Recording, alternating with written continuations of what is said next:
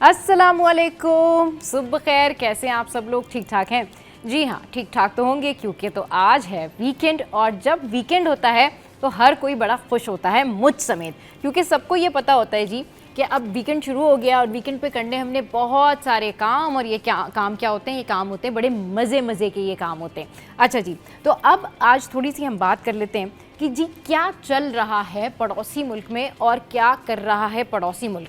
पड़ोसी मुल्क जो है वो कुछ इस तरीके से कर रहा है कि पड़ोसी मुल्क में अब इस तरह के हथकंडे इख्तियार किए जा रहे हैं कि उनके जो पहले तो जो एंकर्स के बारे में बात करती हूँ कि पड़ोसी मुल्क के जो एंकर्स हैं ना, उन्होंने अपनी गवर्नमेंट से इतनी सारी बातें की कि जी देखें पड़ोसी मुल्क पाकिस्तान क्या कर रहा है, ये कर रहा है, वो कर रहा है। सवालात भी उन्होंने कई सारे किए होंगे, लेकिन उन्होंने क्या किया कि उन्होंने, कहते हैं ना, जलती पे तेल या नमक या जो भी वटेवर वो जुमला है उसका काम किया। क्योंकि उन्होंने ये कहा जी देखें अब पाकिस्तान जो है उसने ये कर दिया, वो कर दिया, यानी जो फेक एलिगेशंस थे वो उन्होंने लगाए, ब्रेकिंग्स दे रहे हैं और उसके अलावा खूब जो है वो प्रचार कर रहे हैं। पाकिस्तान मुखालिफ जो है वो बातें, जहर उगलने का सिलसिला वहाँ से जारी है। तो उसके नतीजे में जो मोदी सरकार थी ना, उसने सोचा जी ये तो बड़ा अच्छा कोई मौका है, इस तरीके से मोदी को वोट भी मिल जाएंगे और अगले साल और आगे आने वाली जो सियासत है वो भी चमक जाएगी, क्योंकि उनकी तो सियासत होती ही हम लोगों के ख़िलाफ़ बोल के है। तो उन्होंने क्या किया कि उन्होंने इस तरीके का हथकंडा किया और ये सारे फॉल्स फ्लैग ऑपरेशंस करना शुरू कर दिए। अब वो खुद अपने जाल में ही ट्रैप हो गए हैं। अब उन्हें समझ में नहीं आ रही कि करना क्या है। तो सिवाय उन तमाम इक़दामात के जिनके बारे में वो गीदड़ भपकियाँ दे रहे हैं, वो तो वो कर नहीं सकते।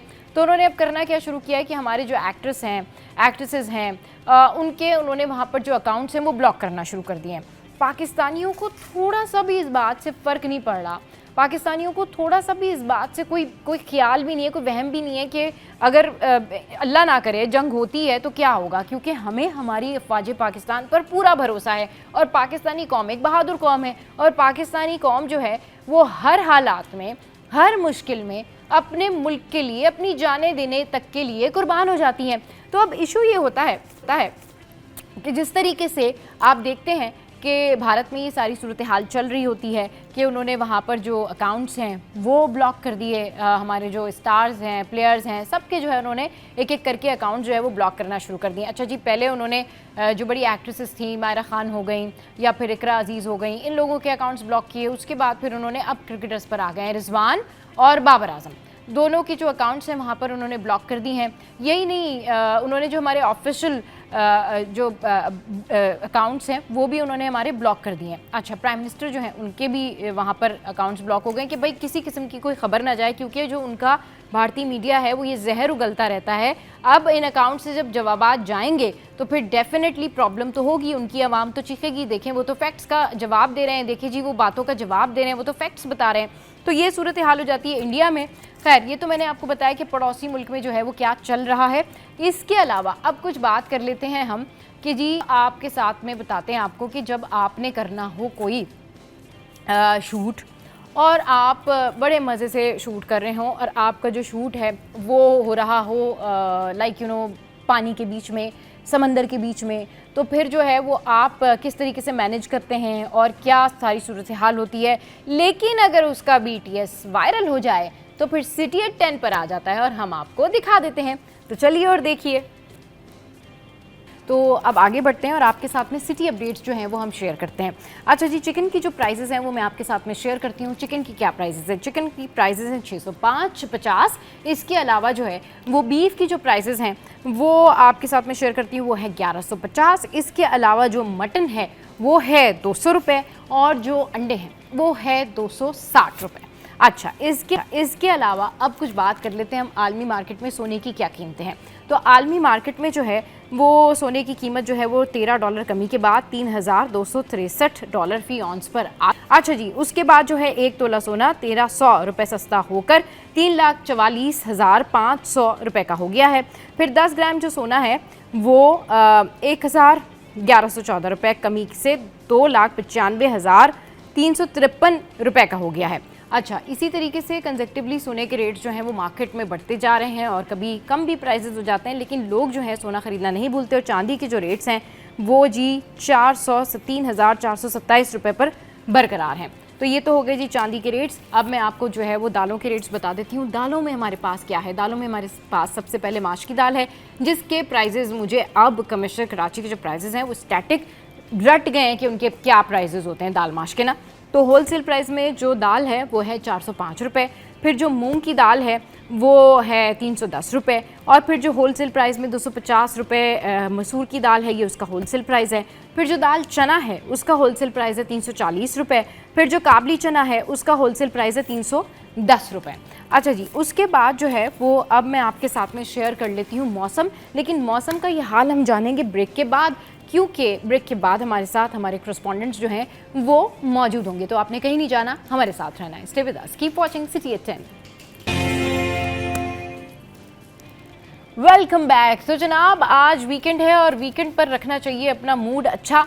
किसी और की गलतियां हो या किसी और की प्रॉब्लम हो उसको आपको अपने सर पर नहीं लेना चाहिए, क्योंकि जब किसी और को एहसास नहीं है कि उसकी वजह से क्या प्रॉब्लम होती है, उसकी वजह से लोगों का मूड ख़राब होता है, तो आपको भी अपना मूड नहीं ख़राब करना चाहिए। और यही आज के दिन के आगाज़ की सबसे अच्छी बात है कि आपने अपना मूड अच्छा रखना है, और आज वीकेंड है तो आपने हंसते रहना है और मुस्कुराते भी रहना है। और ये जो मैंने मूड ख़राब और अच्छे वाली बात की है ना, कि अगर सुबह सुबह आपका मूड ख़राब हो जाए तो फिर पूरा दिन आपका ख़राब जाता है, वो मैंने किसकी बात चुराई है, वो मैंने किसके जुमले लेके आपको यहाँ पर बताए हैं, वो हैं जनाब हमारे महराज भाई, हमारे करस्पॉन्डेंट, जो कि हमारे साथ इस वक्त यहाँ पर मौजूद हैं, और हमारे साथ हैं आज़ाद भाई। अस्सलाम वालेकुम, वेलकम टू द शो। कैसे हैं आप दोनों? ठीक ठाक हैं? आपकी दुआ, आप ठीक है? अच्छा जी, तो महराज भाई ने आते ही कहा भाई सुबह सुबह अगर इंसान का मूड ख़राब होना तो फिर उसका असर पूरे दिन के काम पर पड़ता है। तो मैंने सोचा कि बस वेलकम बैक करते ही आप लोगों को भी ये सजेशन बताई दूं, इससे पहले कि महराज भाई बताएं। लेकिन उससे पहले मैं आपके साथ में जो है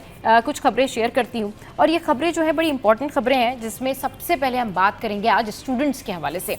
जनाब इंटरमीडिएट के जो इम्तहानात हैं, अब उनके जो इम्तहानी मराकज़ हैं वहाँ पर अब सिक्योरिटी के जो है ख़ासे कड़े इंतजाम कर दिए गए हैं। और हर साल हम देखते हैं कि जब भी मैट्रिक बोर्ड हो, इंटर बोर्ड हो, इनके जो एग्ज़ाम्स हो रहे होते हैं, ऑब्वियसली इनके लिए काफ़ी ज़्यादा इकदाम किए जाते हैं। अच्छा जी, क्या किया गया है? इंटरमीडिएट के इम्तहानात के बायस इम्तहानी मराकज़ के इतराफ़ में दफ़ा 144 नाफिज होगी। कमिश्नर कराची ने इस हवाले से नोटिफिकेशन जो है वो जारी कर दिया है। इंटरमीडिएट के इम्तहानात 5 मई से 29 मई तक 2 शिफ्टों में जारी रहेंगे। अच्छा, फिर चेयरमैन इंटर बोर्ड की दरखास्त पर दफ़ा 144 नाफिज की गई है। इम्तहानी मराकज़ में गैर मुतल्लिका अफराद के दाखिले पर पाबंदी होगी। इम्तहानी मराकज़ और उसके इतराफ़ में हथियार ले जाने और दिखाने पर भी पाबंदी होगी। जी हाँ, सुन ले ज़रा ये सारे स्टूडेंट्स। इम्तहानी औकात में मोबाइल फ़ोन के इस्तेमाल की भी इजाज़त नहीं होगी। फ़ोटोकॉपी मशीनों को इम्तहानी मराकज़ के इतराफ़ में चलाने की इजाज़त नहीं होगी। सिर्फ दुरुस्त एडमिट कार्ड वाले तलबा और ड्यूटी पर मौजूद अमला ही इम्तहानी मराकज़ में दाखिल हो सकेगा। ये तो है जनाब इंटरमीडिएट के हवाले से वो खबर जो कि मैंने आपके साथ में शेयर की। Now we have one more news, और ये है it is related to 5th में।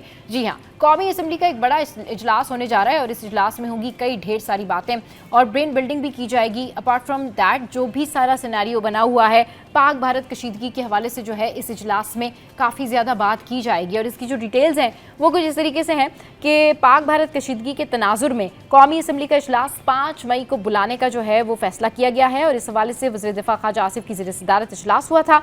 इजलास में कौमी असम्बली में हुकूमती बयानिए, भारत के खिलाफ मज़म्मती करारदाद और उसके मुसव्वदे पर मुशावरत और पार्लियामेंट का मुश्तरका इजलास बुलाने पर भी गौर हुआ है।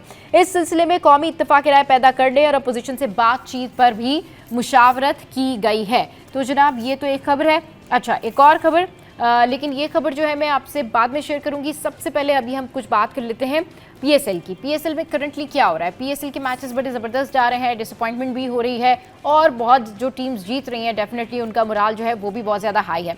So what happened yesterday? It's about Peshawar Zalmi and Islamabad United. तो पेशावर ज़ल्मी ने इस्लामाबाद यूनाइटेड को 6 विकेट से हरा दिया है। जी हाँ, अगर आप उनका ओवरऑल टीम कम्बिनेशन देखें, उनका लाइनअप देखें, तो आप वाकई में ये सोचते हैं, आप हैरान रह जाते हैं कि भाई what's going on in the match. अगर आप इतनी छोटी छोटी गलतियां करेंगे या चीज़ों को ओवरकम नहीं कर सकेंगे, तो फिर बड़े से बड़ा मैच जो है, बड़ी से बड़ी चीज़ जो है, उसको आप बिल्कुल डिजास्टर कर देते हैं। अच्छा जी, क्या हुआ जी? पाकिस्तान सुपर लीग सीजन 10 के 22वें मैच में पेशावर ज़ल्मी ने इस्लामाबाद यूनाइटेड को 6 विकेट से हरा दिया। अच्छा, उसके बाद क्या हुआ कि कज़ाफ़ी स्टेडियम लाहौर में खेले गए मैच में पेशावर ज़ल्मी ने 144 रन्स जो है उसका हदफ दिया 17वें ओवर्स में। अच्छा, उसके बाद क्या हुआ कि पेशावर ज़ल्मी की तरफ से जो मास सदाकत है, उन्होंने 33 गेंदों पर 55 रन की इनिंग्स खेली, जबकि कप्तान बाबर आजम जो हैं उन्होंने 49 गेंदों पर 53 रन्स की जो है नाकाबिले शिकस्त इनिंग्स खेली। अच्छा जी, कुछ लोग कह रहे हैं उनकी फॉर्म वापस आ रही है, कुछ लोग कह रहे हैं उनकी फॉर्म वापस नहीं आ रही है। एक और खबर यह है, कराची से मीरपुर खास जाने वाले व्यापारी से M9 पर लूटमार की गई है। कराची से मीरपुर खास जाने वाले जो ये व्यापारी हैं इन पर M9 पर लूटमार की गई है। मुल्जिमान तकरीबन 1.5 करोड़ रुपए छीनकर फरार हो गए। पुलिस ने वाक़े का मुकदमा दर्ज करके मुल्जिमान की तलाश शुरू कर दी है। मुल्जिमान की टोल प्लाजा क्रॉस करते हुए CCTV मंजर-ए-आम पर आ गई है। वीडियो में बगैर नंबर प्लेट वाली गाड़ी में मुल्जिमान को बैठे देखा गया है। वाज़ेह रहे कि मज़कूरा वाक़या 30 अप्रैल को पेश आया था। अच्छा, इस हवाले से जो है डिटेल खबर क्या है, इसकी इनसाइड स्टोरी क्या है, ये हम शेयर करेंगे, पूछेंगे मेराज भाई से, और हमारे साथ आज़ाद भाई हैं। लेकिन सबसे पहले आज जो है दुनिया भर में सहाफ़त का जो है वो आलमी दिन मनाया जा रहा है, और इस दिन मैं अपनी तरफ से, अपनी टीम की तरफ से और हमारे शो की तरफ से जो है तमाम तर सहाफ़ियों को खिराज तहसीन पेश करती हूँ, जो कि मुश्किल हालात में, और बहुत सारी ऐसी चीज़ें होती हैं कि कभी मौसम की सख्ती है, कभी कोई और प्रॉब्लम है, गर्मी है, बारिश है, आंधी है, तूफ़ान है, लेकिन उसके बावजूद भी ये अपनी सेहत का और जानों का ख्याल रखे बिना रिपोर्टिंग करते हैं और ख़बर हम तक पहुंचाते हैं। जी मेराज भाई। बिल्कुल, आपने बात तो सही कही जी। और वाकई आज आलमी दिन है सहाफ़त के हवाले से, तो हाँ। हम सभी और जो हमारे साथी हैं, हमारे सीनियर्स हैं, वो सब जो है मुबारकबाद और खिराज तहसीन दोनों के मुस्तहिक हैं। हाँ। लेकिन इसके साथ साथ मैं एक चीज़ और कहना चाहूँगा कि आज़ादी सहाफ़त वाला जो लफ्ज़ है ना, हाँ, तो मेरे ख्याल है कि वो मुकम्मल नहीं है। सही। क्योंकि देखिए सहाफ़त तो रह गई है अपनी जगह, हाँ। आज़ादी जो है वो बरसों हुए सलब हो गई है। हाँ। ठीक है ना। कभी कभी मुख्तलिफ एक्ट्स इस पर नाफिज कर दिए जाते हैं, मुख्तलिफ पाबंदियों का शिकार रहते हैं, और माजी में भी आपने देखा होगा सहाफ़ियों के साथ बहुत सारे मुजालिम भी हुए। सच बोलने वाले को हमेशा से कहीं ना कहीं या तो जेल का सामना करना पड़ा या तशद्दुद का सामना करना पड़ा। मैं ख़ुद भी कई मरतबा ऐसा हुआ है कि विक्टिम बना, और मुख्तलिफ चैनल्स में काम करते हुए, और तशद्दुद भी हुआ, गाड़ी भी जली, कैमरे भी जले, मतलब सब कुछ हुआ। लेकिन अब बात यह है कि जो सच लिखने वाली बात और आज़ादी सहाफ़त वाली बात है, वो मुझे अभी इस वक्त बिल्कुल इसलिए समझ में नहीं आती कि आज हम जिस दौर से गुजर रहे हैं उसमें हमेशा से हम पर कोई ना कोई प्रेशर हर दौर में रहा है। और मेरे ख्याल में आज के दौर में सबसे ज़्यादा जो है इस सूरत-ए-हाल से हम लोग गुजर रहे हैं। क्योंकि कोई भी चीज़ अगर हम जो देखते हैं, अगर उसको रिपोर्ट करते हैं, तो अब उसके साथ हमारे लिए तो जिम्मेदारी ये बन गई है, और होनी भी चाहिए। ज़ाब्ता इखलाक एक दे दिया गया था कुछ साल पहले, अगर आपको शायद याद हो, कि अगर आप कोई भी खबर देते हैं तो उसका एविडेंस आपके पास होना चाहिए, या तो वो फुटेज की सूरत में हो, या किसी डॉक्यूमेंट की सूरत में हो, या किसी वीडियो की सूरत में, कैसे भी हो। तो इसका हमें ख्याल रखना चाहिए। अमूमन हम ये देख रहे हैं कि इस वक्त जो है वो ख़ास तौर पे सोशल मीडिया वो बड़ा बेलगाम सा है, जिसकी जो मर्जी आती है वो उस पर चला देता है। अच्छा, हम पर सारी पाबंदियाँ आयद हैं। हम अगर एक खबर को सुनते भी हैं कि फला जगह पर कुछ हो गया, तो हमें उसको जब तक हमारे ज़राए कन्फर्म ना कर दें, तो जब तक हमें उसे नहीं चलाना चाहिए। असल सहाफ़त भी वही है, जब तक खबर की तस्दीक ना हो जाए। बिल्कुल, खबर देने से पहले उसकी तस्दीक करना, उसके बारे में ये जांच पड़ताल करना कि एक्यूरेट खबर है या नहीं है। क्योंकि बहुत सारे इदारे आप ये देखें कि वो रेटिंग की दौड़ कह लें या वट एवर द केस, लेकिन वो क्या होता है कि बहुत सारी खबरें जो है वो तस्दीक शुदा नहीं होती हैं, और वो खबर जो है वो फिर ऑन एयर कर दी जाती है या उस बारे में बात कर दी जाती है। तो मेरे ख्याल में ये सहाफ़त की जो इक़दार है उसके भी ख़िलाफ़ है, क्योंकि सहाफ़त का मकसद ही यही है। अगर एक ट्रू सहाफ़ी है, एक ट्रू जर्नलिस्ट है, तो वो मेक श्योर करेगा कि ये खबर ठीक है या नहीं। बिल्कुल ऐसा ही है, और होना भी यही चाहिए। देखिए, हम पहले की दौड़ में जो है ना जी, अभी तो चलें कुछ मुनासिब वक्त चल रहा है, लेकिन अगर हम 4 साल 5 साल पीछे चले जाएं तो उस वक्त ऐसी दौड़ थी कि हर चैनल जो था वो अपने टिकर्स जो है वो पहले ऑन एयर करने के लिए जो है फिर जाहिर सी बात उसका रिपोर्टर आप जिस चैनल पे थे पिछले, मैं जिस पिछले चैनल पर थी वहां पर, तो आप सोचें कि हैपनिंग होने के बाद ऐसा माहौल हो जाता था जैसे ऑफिस में ना एक भूचाल सा आ गया, एकदम शोर शोर मच जाता था कि बस फटाफट निकलो yes, और ये yes, सारी do चीजें it, करो। yes, make अच्छा, it fast, उसमें yes, उसमें एक नुकसान ये हुआ कि बहुत सारे जो सहाफ़ी थे उनकी क्रेडिबिलिटी जो है उस पर फ़र्क पड़ा। हाँ, हाँ, ठीक है, चैनल्स की क्रेडिबिलिटी पे हाँ, फ़र्क पड़ा। फर्क उसका पड़ा, रीज़न ये था सही। कि बहुत मरतबा ऐसा हुआ, किसी चैनल का नाम तो नहीं लूँगा मैं, कि उनकी खबर फिर बाउंस हुई। अच्छा, बाउंस होना ठीक है, लोगों ने देख लिया, चला गया, लेकिन ये बड़ी बेइज्जती इसमें फील होती है, ख़ास तौर पर उस रिपोर्टर को जो कि उसको इवेंट को रिपोर्ट कर रहा है या उसकी खबर है, और अगर वो बाउंस हो जाती है तो वो उसके लिए बिल्कुल अना का मसला बनता है। सही है ना? तो वही हमें कोशिश अभी फ़िलहाल जो अभी दौर गुजर रहा है उसमें भी, और ज़ाब्ता अखलाक भी ये कहता है, कोशिश ये करनी चाहिए कि खबर छोटी हो, बड़ी हो, किसी भी हवाले से हो, एविडेंस के साथ हो और बाकायदा तस्दीक शुदा हो। अगर हम ऐसे ही खबरें अगर जल्दबाजी में चलाते रहेंगे तो जो पब्लिक का और आवाम का जो एतमाद है वो आहिस्ता आहिस्ता हम पर से ख़त्म हो जाता है। जैसे कि आजकल सोशल मीडिया पे चल रहा है, सोशल मीडिया में तो आप कुछ भी कह लें, वो कहते हैं जिस दोपहर में चांद निकल आया।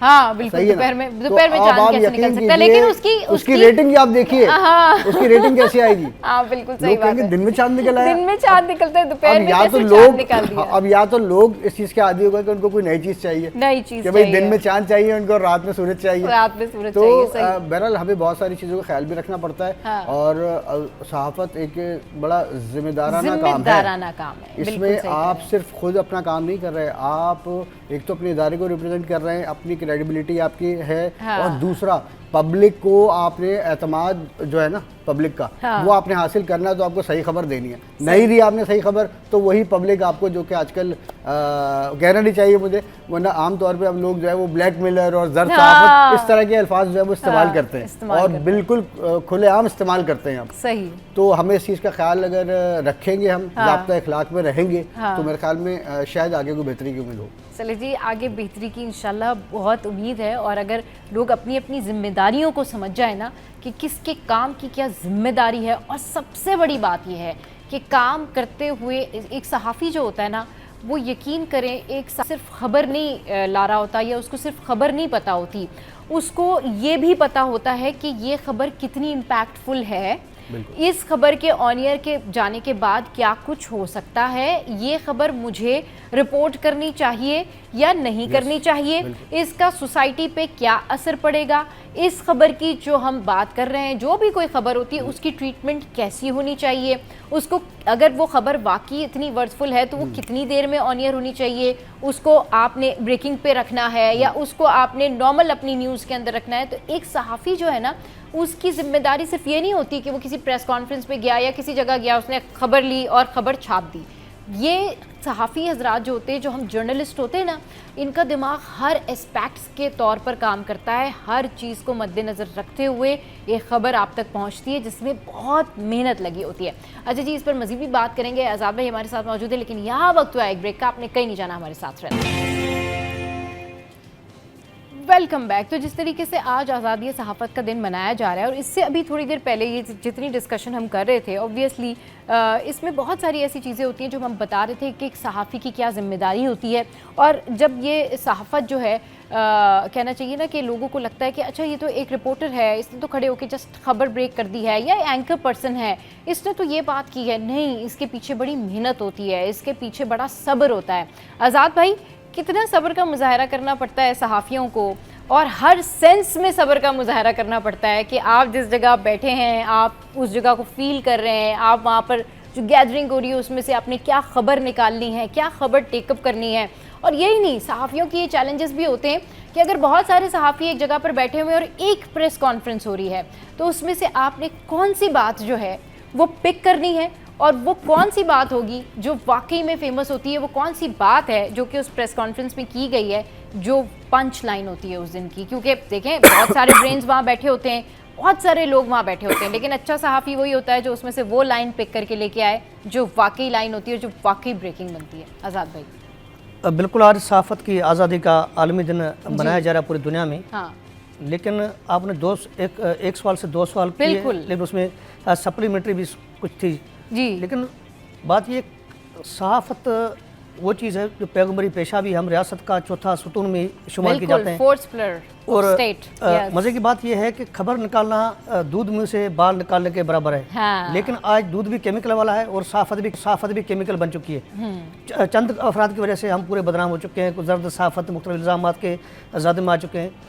दूसरी बात ये सहाफ़त के आज़ादी के आलमी दिन के मौके पर मैं और सबसे पहले तो उन जो शोहदा इस राह में शहीद हो चुके हैं उनको सलाम पेश करता हूँ, जिन्होंने अपनी कुर्बानियाँ दी, जिसमें बहुत सारे हमारे सिंध से तल्लुक़ रखने वाले शहीद मोहम्मद सुल्तान चांडी हो या जानमन महर हो या XYZ, बहुत सारे यहाँ शहीद हो चुके हैं, शायद सुमरो हो, कई ऐसे नाम हैं जो गुमनाम है, उनको आज भी लोग भूल चुके हैं, लेकिन अजीज़ मेमन हो, लेकिन उनको सरकारी सतह पर बड़े दावे किए गए उनके कातिल गिरफ्तार किए जाएंगे, लेकिन ताहाल उनके कातिल गिरफ्तार नहीं किए गए। ये सिंध हुकूमत की जिम्मेदारी बनती है, रियासती इदारों की जिम्मेदारी बनती है। हम रियासत की वजह से, हुकूमत की अदम दिलचस्पी की वजह से अदम तहफ़्फ़ुज़ का शिकार आज भी हैं, कल भी थे, आज भी हैं।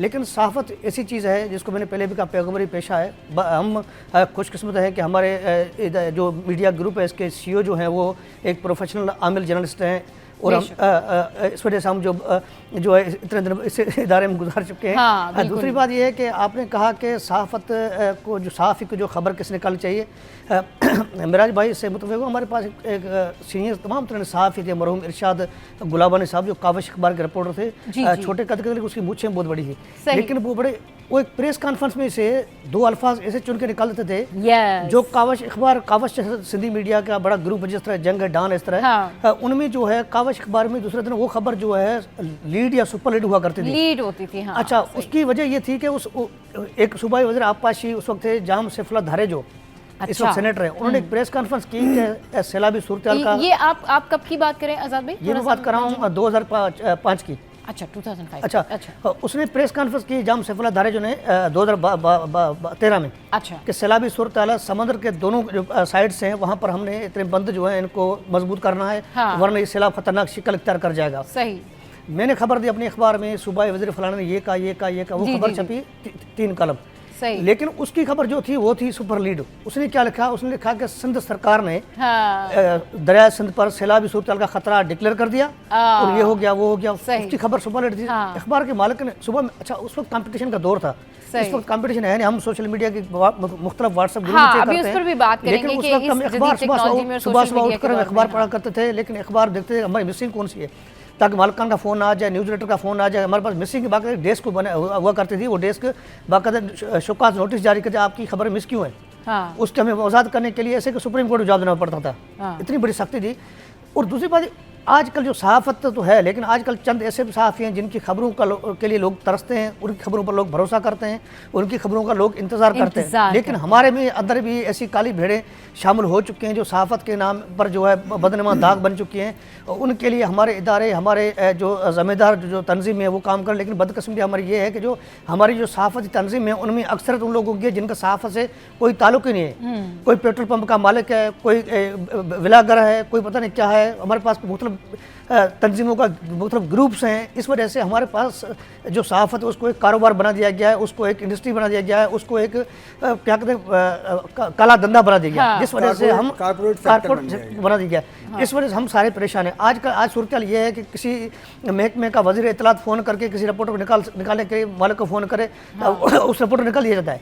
हमारे पास कहते हैं रियासत के 4 हम सुतून है ना, हुकूमत, इस्टेब्लिशमेंट, अदलिया और सहाफ़त, लेकिन हमारे पास चारों जो रियासती सुतून है, चारों रियासती सुतून जो है किसी न किसी जगह पर कमज़ोर बन चुके हैं, जिसके बाद हमारा इदारा जो शोबा ये भी कमज़ोर हुआ है। इस वजह से हमें चारों सुतून को अपनी जो गलतियाँ हैं, न सिर्फ सहाफ़त, अदलिया, इस्टेब्लिशमेंट और हुकूमत, इन सब को हमारी गलतियाँ दूर करनी पड़ेगी, जिसके बाद सूरत बेहतर बन सकती है। वरना ये सिस्टम आस्ते आस्ते बिल्कुल स्लो पॉइजन ख़त्म होता दिखाई दे रहा है। लेकिन इस वाले से हमें अमली तौर पर सोच की ज़रूरत है। अमली तौर पर कोई सोचने को तैयार है नहीं, जिसकी वजह यह है आज हम पूरे इदारे या चारों सुतून है बदनमा दाग बनते हुए जा रहे हैं। बदनमा दाग क्यों बनते हैं, आवाम के अंदर नफरतें क्यों फैल रही है, उसकी वजह हम खुद बन रहे हैं, हमारे सुतून खुद बन रहे हैं। पॉजिटिव इम्पैक्ट्स रखने चाहिए। अच्छा चलिए जी, आज का दिन जो है वो आज़ादी सहाफ़त का दिन है, और आज का दिन उन तमाम सहाफ़ियों के नाम जो कि मुश्किलात के बावजूद जो है बहुत ज़बरदस्त काम कर रहे हैं, और महदूद वसाइल में ही सही, लेकिन अच्छा काम कर रहे हैं कि लोग हैरान होते हैं कि भाई आज के दौर में भी जो सहाफ़ी हज़रात हैं वो इतना अच्छा काम करते हैं।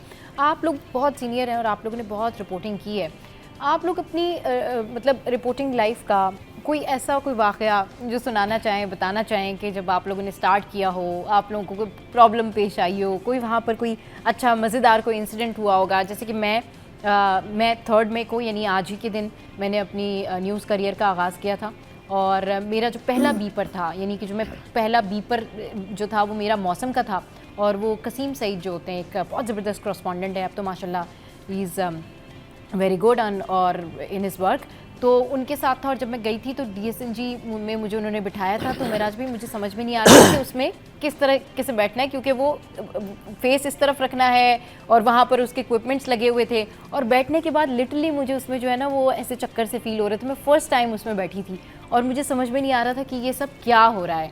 तो आप लोगों के कोई ऐसे वाक़यात हो जब आपने पहली दफ़ा माइक पकड़ के जो है वो रिपोर्टिंग स्टार्ट की हो? थोड़ा फ्लैशबैक में चलें, ज़रा बताएं। देखिए जी, अखबारात से आगाज़ था मेरा भी। हाँ। तो 98 के मिड में मैं आया था फील्ड में। हाँ। फिर बहरहाल चलते चलते 2005 या 7 में फिर जाके मैं इलेक्ट्रॉनिक मीडिया में आया। हाँ। तो जाहिर सी बात है, अच्छा एक बात ये थी कि सारा कॉन्फिडेंस तो था हर चीज़ का, अफसरान से बात करने का, खबर निकालने का, खबर की एंगलिंग करने का, कि प्रेस कॉन्फ्रेंस एक नॉर्मल चल रही है, ठीक है जी साहब है कि भाई हमने ये कर दिया, हमने ये कर दिया, हमने ये कर दिया। अब उसमें से अपने मतलब का सवाल करके उसमें से अपनी एंगलिंग करना, अच्छा ये शौक़ था। अच्छा ये शौक़ थोड़ा सा आजकल जो है ना, जो भी खैर बुरा ना लगे किसी को, लेकिन आजकल जो नए जो लड़के लड़कियां हैं उनमें ये चीज़ ख़त्म होती जा रही है। वो सिंपल जाते हैं जी प्रेस कॉन्फ्रेंस कट किया, लेकिन मैं आपको बताऊं जो लोग मेहनत नहीं करते या जिन लोगों को कुछ पता नहीं होता ना, बिलीव मी वो चीज़ नज़र आती है। वो वो कहते हैं ना, फील द डिफरेंस। एक ऐसा सहाफ़ी जो रचा बसा हुआ सहाफ़ी है, जिसे ख़बर की फील पता है, जिसे पता है कि मेरा काम किस तरह से मुझे करना है, और वो लोग जिनका आप जिक्र कर रहे हैं वो नजर आता है। उनमें क्या खुद एतमादी नहीं है। हाँ। जब तक खुद एतमादी, रिसर्च अगर मैं गलत करूं या सही करूं, they can not consume their time on news. Azad भाई, न्यूज़ ना, मैं आपको बताऊं, न्यूज़ इट्स अ पैशन। जिसको शौक नहीं है वो न्यूज़ कैलकुलेट करके नहीं कर सकता। न्यूज़ इज़ नॉट अबाउट कि आपने कैलकुलेट किया कि अच्छा फलानी खबर है, मैं जाके रिपोर्टिंग कर लेता हूँ फलानी जगह। जब तक आपको शौक नहीं है आप नहीं कर सकते, न्यूज़ नहीं कर सकते। इनफैक्ट आप एक टॉक शो भी नहीं कर सकते अगर आपको शौक नहीं है। ये शोभा ही passion by heart, you know, news by heart. ये शोभा उन लोगों के लिए है जो कि अपना टाइम, अपनी पूरी जिंदगियां इस शोबे में सर्व करते हैं, शोबे के लिए वफ़ करते हैं। वरना मैंने बहुत सारे ऐसे लोगों को आते हुए देखा है जो एंकर बनने के बड़े शौकीन थे, आते हैं, ऑडिशंस देते हैं, कुछ दिन रुकते हैं, बट जैसे कि नहीं, this is, you know, we can not do this, क्योंकि उसमें पढ़ना पड़ता है, उसमें मेहनत करनी पड़ती है, चीज़ें ढूंढनी पड़ती हैं। फिर आप सिर्फ न्यूज़ के पैशन से, एक सहाफ़ी का काम खबर लाना नहीं, खबर लिखना, खबर को किस तरह लिखा जाएगा, फिर बाकी रिसर्च करना, उसकी ट्रीटमेंट करना, this is big thing for journalist. अच्छा, आम लोग जो है ना वो ये समझते हैं कि सब कुछ बहुत आसान है, बहुत आसान है, आप गए खड़े हुए आप रिपोर्टिंग करके आ गए। हाँ, लेकिन ऐसा नहीं है। तो मैं आपको वाकई बताऊं कि एक बड़े चैनल है पाकिस्तान का, जब वहाँ में आया तकरीबन 2009 में मैंने वो ज्वाइन किया। हाँ, वही वाला तो नहीं था जहाँ पे मैं थी? हाँ जी, अच्छा, ओके, सही। अच्छा, अब जब लाइव खड़े होने का मरहला आया, क्योंकि इतनी ज़्यादा आदत थी नहीं, और ख़बरें अखबारों में देते थे और जिस तरह से लिखते थे और कर लेते थे। सही। आप यकीन करेंगे, जब पहली दफ़ा लाइव के लिए खड़े हो, मुझे याद है अच्छे तरीके से कि अब्बासी हॉस्पिटल में था मैं, ठीक है ना, और मुझे अचानक बोल दिया गया जो ऑफिस से कि जी आप लाइव हैं, बस फटाफट आ जाए। आप यकीन करें मेरे पसीने छूट गए, और मैं हालांकि काम करता हुआ आ रहा था, मुझे सब पता था कि क्या वाकया हुआ है, मुझे क्या रिपोर्ट करना है, बिल्कुल ओके था। लेकिन जिस वक्त मैं कैमरे के सामने आके खड़ा हुआ और मैंने माइक पकड़ा, आप यकीन करें मैं ठंडा पड़ गया ना बिल्कुल, कि यार अब मैं क्या करूं। अब मैं वहाँ से सवाल हो गया। अब मैं जाहिर सी बात है, जो बात मुझे याद थी, जो मैंने करनी थी, बिल्कुल सोचा हुआ था, मैंने सब कुछ सोचा हुआ था, लेकिन मैंने आए बाएं शाएं शुरू कर दी, और वो जो है ना, बहरहाल उन्होंने फिर इसको मैनेज किया, और उन्होंने अपने क्वेश्चंस वहाँ देखिए, इसमें एंकर का भी बड़ा काम होता है। उसने अगर देखा कि मैं अगर थोड़ा सा पजल हुआ हूँ, तो उसने कुछ ऐसे क्वेश्चन मुझसे शुरू किए कि मैं आहिस्ता आहिस्ता उसको फिर बैलेंस करता गया। लेकिन कैमरे का सामना करना हर किसी के बस की बात नहीं है। नहीं है, हर किसी के बस की बात नहीं है। आप पूरी दुनिया का सामना कर सकते हैं, सबको जवाब भी दे सकते हैं, दलाइल के साथ, लेकिन अगर आपके सामने ये कैमरा लग गया और अब आपको पता है कि ये कैमरा लगा हुआ है और मुझे दुनिया देख रही है, पब्लिक देख रही है, तो उस वक्त जो आपकी पोजीशन होती है ना, अच्छा फिर उसके बाद तो खैर यूज्ड टू हो गए, फिर तो आहिस्ता आहिस्ता बिल्कुल हो जाती है। लेकिन मुझे आज भी अच्छी तरह याद है कि उस DSNG में मैं बैठा हूँ और DSNG में जब बैठा तो मैंने देखा इतने सारे हालात लगे हुए अंदर, और बैठने की जगह ज़रा कम होती है DSNG में ना, खासतौर पे पीछे आगे चले आपका कैमरामैन बैठ गया, ड्राइवर बैठा हुआ है, फिर आपके साथ पीछे जो है वो मेरा पहला एक्सपीरियंस DSNG में बैठने का बड़ा कोई जो है ना वो अजीब था इस सेंस में, क्योंकि मैं पहली दफ़ा DSNG में बैठी थी और मैंने वहाँ से अम्मी को कॉल की। मैंने कहा अम्मी मैं ना DSNG में हूँ और मैं बीपर, अच्छा खुशी अंदर से ये हो रही थी कि ओ मैं जो है ना वो बीपर लेने के लिए जा रही हूँ। एक्चुअली मैं जिस चैनल में थी ना वहाँ पर, तो मैं क्योंकि VJ थी तो म्यूज़िक से थी और बहुत ज़्यादा मैं जो है वो शाम को इवनिंग में मेरे जो शोज़ होते वो होते थे, और सुबह फिर मैं न्यूज़ का मुझे इतना शौक था कि शाम को मेरा शो होता था। मैं उस चैनल का ऑब्वियसली नाम नहीं ले सकती, लेकिन सुबह 8 बजे मैं आती थी उठ के और गाड़ी मुझे पिक करती थी। वहाँ पर मैं देखती थी कि एंकर्स किस तरीके से खबरें पढ़ रहे हैं, मैं मॉक्स करती थी और उसके बाद मैं डेस्क पर बैठती थी। डेस्क पर बैठकर मैं ये देखती थी कि सारा काम किस तरीके से हो रहा है। हालांकि बहुत सारे एंकर्स मुझे ये कहते थे कि नहीं हमें तो सिर्फ खबरें पढ़नी ही होती हैं और तुम क्यों इतना प्रेशर ले रही हो या तुम क्यों इतनी चीज़ें कर रही हो। तो मैंने कहा नहीं, इनफैक्ट वहाँ बैठ के मैंने रॉयटर्स से खबरें निकालना, आउटडोर रिपोर्टिंग करना कैसे, तो फिर मैंने जो मेरे वहाँ बॉस थे मैंने उनको कहा कि मुझे भी जाना है आउटडोर। तो उन्होंने मुझे कहा ठीक है आप जो है वो मौसम का पहले बीपर लेकर आएँ। जब मैं मौसम की बीपर लेने के लिए गई तो फिर मैंने अपनी अम्मी को कॉल की, उनको बताया कि मैं इस तरीके से बैठी हुई हूँ और अब मैं जा रही हूँ मौसम का बीपर लेने। CBO हम गए थे, बहुत ठंड थी, बहुत ज़्यादा ठंड थी और इट वेंट वेल, बहुत अच्छा जो है वो मौसम का बीपर गया। तो ये हमारी छोटी छोटी यादें होती है। जैसे अभी महराज भाई ने अपना वाक़या सुनाया तो मैं भी बहुत ज़्यादा कंफ्यूज थी और मुझे भी नहीं समझ में आ रहा था कि करना क्या है, होगा क्या, क्योंकि जो शोज़ होते हैं वो बहुत डिफरेंट होते हैं और जो रिपोर्टिंग होती है ना उसके सर्कमस्टांसेस बिल्कुल अलग होते हैं क्योंकि आप स्टूडियो में मौजूद नहीं होते। चलिए जी, आज़ाद भाई से ये पूछेंगे कि उनके जो है वो दिलचस्प वाक़यात में से कोई एक वाक़या हमें सुनाए। आपने कहीं नहीं जाना, हमारे साथ रहना है। Welcome back. तो जी आज आज़ादी सहाफ़त का हम दिन मना रहे हैं और शेयर कर रहे हैं एक्सपीरियंसेस कि जब जिसने ज्वाइन किया था तो क्या क्या वाक़यात होते हैं। आज़ाद भाई ज़रा आप बताएं। मैंने और महराज भाई ने तो देखो आपको बता दिया है कि हम लोगों के साथ क्या क्या हुआ, आप बताएं। बिल्कुल, ज़िंदगी के चंद लम्हात ऐसे होते हैं जिसमें मुश्किलात भी होती है, आसानी भी होती है। हाँ। मेरे साथ ज़िंदगी में कुछ ऐसे लम्हात हैं जो मेरे लिए एक इम्तिहान बने और मेरे लिए समझ के बायस अच्छे मालूमात बने।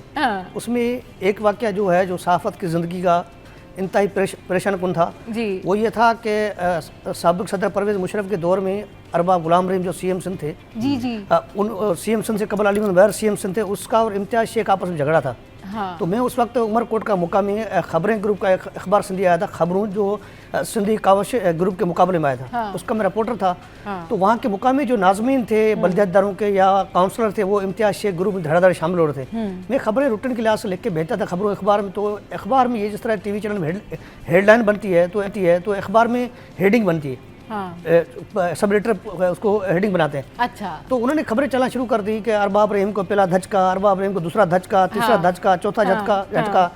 तो अरबाब रहीम अचानक से CM बन गए। अली मुनव्वर को काबीना से फारिग कर दिया गया और CMशिप से, और CM बन गया। हमारी बरादरी जो नोड़ियो कबीला है वो सारे अरबाब रहीम हमारी बरादरी का नोड़ियो है। हाँ। तो उनको मुबारकबाद देने के लिए यहाँ पहुँच गए CM हाउस। तो अरबाब रहीम उनसे मिलने को तैयार नहीं था। तो उन लोगों ने पूछा भाई क्या मामला है। तो उसने कहा कि भाई मुझे एक झटका लग गया, दूसरा लग गया, तीसरा लग गया। उनको समझ नहीं आई। मतलब क्या इशू है। बोला आज़ाद नूरी आपका मैरिट है। बोला हमारा मैरिट है। बोला इसको फुल फ्राई कर दो। अच्छा। उस वक्त DIG अल्ताफ भट्टी मीरपुर खास के बाकी प्लानिंग तैयार हो गई, सब कुछ हो गया। मुझ पर उमरकोट में का हमला हुआ जिसमें वो तो मुझे मार के चले गया था, लेकिन अल्लाह पाक ने मुझे ज़िंदगी दी, मैं आज तक जिंदा हूँ। फिर मैं वहाँ से अस्पताल में एडमिट हुआ, हैदराबाद हुआ। वहाँ से दिल बर्दाश्त होकर यहाँ आ गया। मैंने यहाँ एक औरंगी टाउन में समोसे और कचौरी के ठिए पर काम किया। मेरे जाने वाले लोग थे वहाँ, उर्दू स्पीकर थे, छोड़ के वो यहाँ शिफ्ट हुए थे। हाँ। उसके बाद वहाँ औरंगी टाउन 5 नंबर मोमिनाबाद थाने के पास अखबारों का स्टॉल लगता था, वहाँ अखबार पढ़ने में जाता था। अच्छा। मैं सहाफ़त दिल बर्दाश्त हो चुका था। उस वक्त अखबार में इश्तिहार आया कि फलाना सोब अखबार सिंधी आया है, उसको रिपोर्टर चाहिए। अच्छा। तो मैंने वो ज्वाइन किया इंटरनेट बुनियादों पर। उसके बाद मुख्तलिफ अखबारों में काम किया, TV चैनल में काम किया। तो फिर मैं आया यहाँ उर्दू अज़ाब भाई, पहली दफा जब आप रिपोर्टिंग के लिए खड़े हुए थे, वो वाला एक्सपीरियंस जरा बताया ना। इलेक्ट्रॉनिक मीडिया वाला जो आपका था, वो हम सब ने शेयर किया है। महराज भाई ने भी वो बताया, भाई मैंने भी बताया कि मुझे बड़ा डर लग रहा था उस टाइम पर। मजे की बात ये, छठी जमात से लेकर इंटर तक मैंने स्टेट ड्रामों में काम किया है। अरे वाह। स्कूल के दौर में गवर्नमेंट मिडिल स्कूल फकीर कादर बख्श मंगरू गांव का स्कूल है, वहाँ से 8वीं तक और 9वीं से लेकर इंटर तक यानी मैट्रिक तक। उसके बाद में हायर सेकेंडरी स्कूल बन गया छोर, वहाँ पर अभी तो डिग्री कॉलेज बन चुका है। वहाँ पर मेरे दोस्त थे वहाँ जो हमें ड्रामा सिखाते थे स्टेज ड्रामे, अयूब सागर और कौमी शायर थे जुम्मन दरबदर। अच्छा। उनका कहना था कि आप जब स्टेज पर आप अदाकारी करने के लिए आओ तो आपके सामने दुनिया लाखों मजमा खड़ा हो, वो सीटियाँ बजाएगा, शोर करेगा, कुछ भी करे, आप अपना काम करो। तो उसके बाद मेरे लिए कैमरा के सब माहौल बन गया। कैमरे के सामने मैं ऐसा महसूस करता था मेरे लिए कुछ भी नहीं, लाखों लोग मजमे का मैं मुकाबला कर सकता हूँ, तो कैमरा कुछ भी नहीं है। कैमरा हालांकि एक आईना है, दिखाता। लेकिन उसके बाद पहला मामला ये है कि मैंने जब 24 ज्वाइन किया यहाँ पे, डिफेंस दफ्तर था, मेरी असाइनमेंट लगी परवेज मुशर्रफ का इलाज के बहाने जाना था आउट ऑफ कंट्री, उनको एनओसी नहीं, इजाजतनामा नहीं मिल रहा था। अच्छा। तो हमारी असाइनमेंट डेस्क ने मुझे पहले दिन मेरी ड्यूटी लगा दी वहाँ जमजम, जहाँ परवेज मुशर्रफ पहले दिन। अच्छा। तो मैं वहाँ कैमरे के सामने खड़ा हो गया, तो मैंने कहा ये लोग पता नहीं क्या पूछेंगे, उर्दू जबान का मामला है, मैं हटकी जबान बोलने वाला, सिंधी जबान मेरे लिए मुश्किल है। तो मेरे बीपर पूरा दिन होते रहे। वहाँ पर क्या हुआ, एक पुलिस की मोबाइल खड़ी थी जहाँ पर परवेज मुशर्रफ की सिक्योरिटी पर खड़ी थी, लेकिन उसके टायर थे नहीं, ईंटों पर खड़ी थी। सिपाही ऊपर क्लाशन को लेके खड़ा हुआ था, बंदूक लेके खड़ा हुआ था। अच्छा। मैंने उसके कैमरामैन से कहा वीडियो बना लो, उसने वीडियो बनाई, फुटेज बना के प्ले करा दी, मेरा बीपर हुआ उस पर। उसके बाद में मैं खासतौर पर कौमी मीडिया में छा गया। लोगों ने पूछा भाई 24 बजे खबर तुम्हारे पास क्यों नहीं है? तो वहाँ के बहुत सारे रिपोर्टर जो थे वो मेरे से बातें करने लग गए, हमारी पर्सनल जो बातचीत हुई, ताल्लुकात बन गए। तो पहले दिन से मैं कामयाब हुआ। उसके बाद में यहाँ पर कराची में गटर नाले थे, गुजर नाला, उनकी सफाई के इशू थे, उनके ऑपरेशन थे। अच्छा, हमारी फील्ड में की अच्छी बात ये भी है कि हम लोगों में, महराज भाई आपने नोटिस किया होगा, जितने भी सहाफ़ी हैं वो वाकई अगर हम में कोई क्रिएटिव काम कर रहा होता है या कोई बड़ी अच्छी खबर लेके आ रहा होता है तो हम लोग एक दूसरे को बड़ा अप्रिशिएट करते हैं। ये हाँ, कॉम्प्लीमेंट करने का जो वाहिद मैंने देखा है ना कि सिलसिला है, या कोई यूनाइटेड मैंने लोग देखे तो वो अल्हम्दुलिल्लाह वो हमने हमारे सारे जर्नलिस्ट देखे कि आप देखें हर फील्ड में लोग एक दूसरे से ना बड़ा इनसिक्योर हो रहे होते हैं या लोगों को बड़ा प्रॉब्लम हो रही होती है, लेकिन हमारी वो वाहिद फील्ड है जिसमें हम एक दूसरे को बड़े ग्रैटिट्यूड के साथ कहते हैं नहीं ज़बरदस्त, आप ये खबर कहाँ से लाए, ये बड़ी ज़बरदस्त खबर है। तो ये हमारी फील्ड जो है ना, इस मामले में आपस में एक दूसरे का हम लोग बहुत साथ देते हैं और बहुत अप्रिशिएट करते हैं अच्छा काम करने वालों को, इंडोर्स करते हैं उनको कि नहीं आपने ये काम वाकई बड़ा अच्छा किया है। उसके बाद ये है कि इस वक्त जो मेरी बीट है वो ब्यूरोक्रेसी है, सेक्रेटेड है। सही। तो मैं वहाँ से नायब कासा से लेकर चौकीदार, खाकरूब से लेकर सिक्योरिटी गार्ड सबको जानता हूँ। तो सूरत ये है कि बाकी इदारों में कोई किसी के पास खास तौर पर ब्यूरोक्रेसी बीट है नहीं। तो इशू ये होता है, मैं कोई खबर फाइल करता हूँ, जब से 21 आया है 24 पे फाइल करता हूँ, उसके बाद में इतनी मुझे फोनें आती है, इतनी फोनें आती है रिपोर्टर्स हमारे कोलीग्स की, यार ये खबर खुदा के पास हमें तो शेयर कर दो। तो कहने का मकसद ये ज़ाहिर है हर बंदा जो काम करेगा, चाहे क्राइम की बीट हो, ब्यूरोक्रेसी की बीट हो, पॉलिटिकल बीट हो, जब तक रिपोर्टर अपनी रिपोर्टर की पहचान बनता है, ना सिर्फ रिपोर्टर के इदारा पहचान बनता है, इदारे के साथ साथ रिपोर्टर पहचान बनता है खबर की बुनियाद पर। जब रिपोर्टर अपनी खबर ऐसे निकाल कर देगा तो रिपोर्टर खबर जो है उसकी खुद पहचान बन जाता है। तो मैं अपने जो नए रिपोर्टर कोलीग्स हैं उनसे कहता हूँ जो हमारे सीनियर काम कर रहे हैं, चाहे उनकी शक्ल आपको अच्छी नहीं लगे या उनकी सीरत आपको अच्छी नहीं लगे या उनके अखलाक आपको अच्छा नहीं लगे, लेकिन कम से कम उनसे मालूमात लो, एक दूसरे बातें करो, सीखो। सीखने के कोई ज़माना ये था प्रेस क्लब में हमारे पास कई सीनियर जर्नलिस्ट थे, कुछ आज दुनिया में हैं, कुछ चल बस हैं, लेकिन वो हमारे से बात करने को तैयार नहीं, साथ बैठाने को तैयार नहीं थे। लेकिन आज वो सूरत नहीं है, आज बहुत बिल्कुल चेंज है। एक व्हाट्सएप मैसेज पर आप किसी से पूछ सकते हो। हाँ, यही मैंने बिल्कुल, महराज भाई आप भी जरा बताएं कि अभी जिस तरीके से आप 2009 से आपने बताया ना आप इलेक्ट्रॉनिक में जो इलेक्ट्रॉनिक चैनल में जब आए हूँ, तो मैं अखबारात में 98 के मिड से आ गया था, कौमी सबसे पहले ज्वाइन किया था। सही। तो फिर ये बताएं कि आज जिस तरीके से हमारे पास टेक्नोलॉजी है, आज जिस तरीके से बहुत सारी चीज़ों में जो है ना वो जिद्दत आ गई है, एडवांस हो गई हैं चीज़ें, अभी की जो रिपोर्टिंग है या पहले वाली जो आप लोग जो रिपोर्टिंग करते थे उसमें आप लोग क्या फ़र्क देखते हैं? देखें सबा, क्योंकि आज की जो थीम है ना वो है भी यही कि जो ये न्यू ब्रेव वर्ल्ड में जो रिपोर्टिंग स्टाइल है उसके क्या चैलेंजेस हैं, और इस AI टेक्नोलॉजी के दौर में, इस एडवांस टेक्नोलॉजी के दौर में जो है व्हाट डू यू फील, बेहतरी आई है या आपको लगा है नहीं थोड़ा सा कि किस तरीके से आप लोग फील करते हैं? देखिए मैं तो ये कहूँगा बेहतरी भी आई है और आसानी भी बहुत आई है। अच्छा, ठीक है ना। सही। अच्छा, जिस टाइम में हम लोगों ने अखबार वगैरह ज्वाइन किया शौक़ था।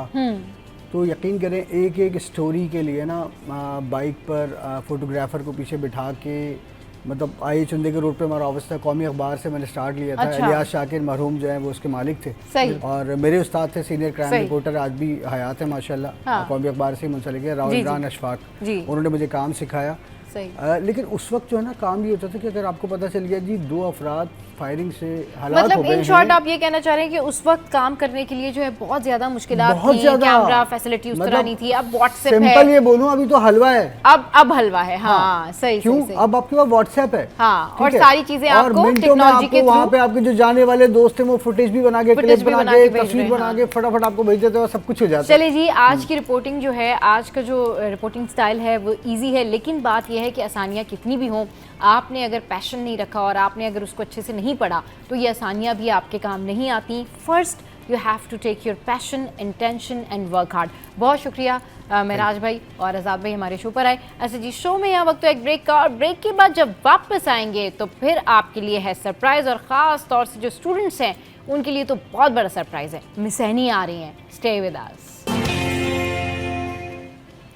Welcome back. तो जनाब, आपसे मैं जिक्र कर रही थी ना कि जब हम ब्रेक के बाद वापस आएंगे तो फिर मिस एनी हमारे शो पर आ रही हैं, और ये है एक बहुत बड़ा सरप्राइज़। जी हाँ, तो सरप्राइज़ को करते हैं ख़त्म और आपको मिलवाते हैं। हैप्पी पैलेस की वाइस प्रिंसिपल है हमारे साथ मैडम सदफ, जो कि इस वक्त हमारे शो पर मौजूद हैं। अस्सलाम वालेकुम, वेलकम टू द शो। कैसी हैं? वालेकुम अस्सलाम, thank you so much for inviting us. जी बिल्कुल। अच्छा मैम, ये बताएं कि जब मेरी मैम से बात हुई और मैंने इनसे पूछा तो इन्होंने मुझे बताया कि हमने जो है इतनी ज़बरदस्त चीज़ इन्वेंट की है, और आज हमारे शो पर जो है वो मौजूद हैं पाकिस्तान की पहली AI teacher, robo lady Miss Annie, and ये वर्ल्ड की तीसरी जो है वो रोबो लेडी हैं। मैम ये बताएं मैम सदफ कि आपको ये ख्याल कैसे आया ये स्कूलों के अंदर इस तरीके से रोबोटिक टीचर होनी चाहिए, AI टीचर होनी चाहिए, और आपने इनको जो है वो कब क्रिएट किया और इसके लिए आपने क्या क्या जद्दोजहद की, क्या स्ट्रगल रही? पहले तो सबसे पहले ये बताइए। देखिए, ये ख्याल आज से पूरे 1 साल पहले, 1.5 साल पहले आया। अच्छा। बल्कि और हमने यही सोचा कि अब हम लोग जिस एरा में आ रहे हैं, AI का एरा है, और आपको पता है हर तरफ दुनिया में आपको रोबोट्स नज़र आ रहे हैं। सही। तो हमने भी ये सोचा कि हम कोई ऐसा कोई इनोवेटिव प्रोजेक्ट लेकर आएँ जो कि रोबोट हो और वो बच्चों से बातें करे। तो एक कोशिश थी मेरी, मैंने एक स्टार्ट लिया। हाँ। और मेरा कोई AI का बैकग्राउंड नहीं है। हाँ। ये एक पैशन था, ठीक है। उस पैशन के थ्रू मैंने इसको कोशिश की अपने इंजीनियर्स के साथ मिलके, और हमने 6 मंथ्स में जो है मिस एनी को हम लेकर आए, और ये लास्ट ईयर 26 अप्रैल 2024 को लॉन्च हुई।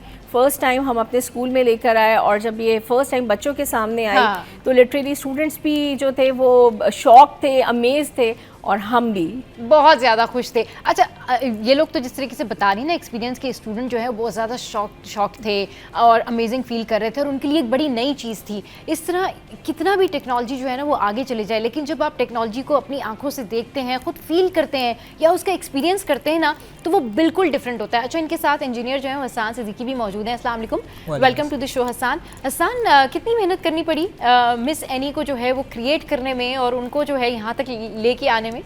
अच्छा, तो मेहनत का तो पैमाना नहीं लगा सकते, क्योंकि जो है वो जो है उसके तो कोई हिसाब किताब नहीं, स्टिल गोइंग ऑन। आप आज भी देख सकती हैं जिस तरीके से वर्किंग करनी पड़ रही है, तो जो है मेहनत तो अभी तक चल रही है। जर्नी इस तरीके से रही कि जो है मैम के पास एक आइडिया आया, she called me in the office कि जो है ना ये आइडिया है सर, इसको जो है कैसे जो है एग्जीक्यूट किया जाए, तो किया जाए। तो फिर मैंने उस वक्त जो है ओके किया, डन किया, लेकिन फिर घर जाकर मैंने भी सोचा कि ये होगा कैसे होगा कैसे। बिल्कुल, तो मैम को तो कह दिया, लेकिन रोबो लेडी कैसे बनेगी? तो फिर जो और सबसे बड़ी डिफ़िकल्टी ये है, पाकिस्तान के अंदर जो है रोबोटिक फील्ड जो है ना उस तरीके से इन्हेंस नहीं की हुई जैसे आप चाइना या जो है ना मिडिल ईस्ट और जो है अमेरिका में देखते हैं कि जो है ना वहाँ पर जो है रोबोटिक टेक्नोलॉजी बहुत ज़्यादा आगे जा चुकी है, लेकिन हमारे पास वो जो है फैसिलिटीज़ अभी मौजूद नहीं है। तो नहीं था कि एक रोड मैप हो के जो है ना आपने ये स्टेप्स करने हैं तो आप जो एक ह्यूमनॉइड रोबोट या AI पावर्ड रोबोट बना सकते हैं। तो हम लोगों को बिल्कुल स्क्रैच से जब चीज़ें सीखनी भी पड़ी, बहुत सारे पार्ट्स अवेलेबल नहीं होते थे, तो वो स्क्रैप मार्केट का विजिट मैम का मेरा, वो जो एक बहुत ही जो है मेमोरेबल जर्नी रही। चले जी, मिल मिला के कुल काविश का स्ट्रगल का नतीजा ये है कि इन लोगों ने पाकिस्तान की जो है वो पहली पावर जनरेटेड AI टीचर जो है उनको क्रिएट किया, और ये जो है वो रोबो लेडी हैं। आपको मिलवाते हैं और इंतजार खत्म करते हैं। Here we have Miss Annie on our show. Hello Miss Annie. You're welcome. How are you? अच्छा जी, आपका दिन बहुत अच्छा गुजरा। अच्छा जी, ये जो है ये मिस एनी है, और आप देख सकते हैं कि ये जो है पाकिस्तान की पहली AI टीचर हैं। अच्छा, मैं इनसे कुछ सवालात करूं तो ये जवाबात देंगी एग्जैक्टली? अच्छा, क्योंकि क्या होता है कि खुदा हाफिज। अच्छा जी, मिस एनी ने ना आते ही शो पे कह दिया कि भाई खुदा हाफिज। क्यों मिस एनी, आपने ऐसे क्यों खुदा हाफिज कह दिया है? अभी तो आपने हमें मौसम का हाल नहीं बताना।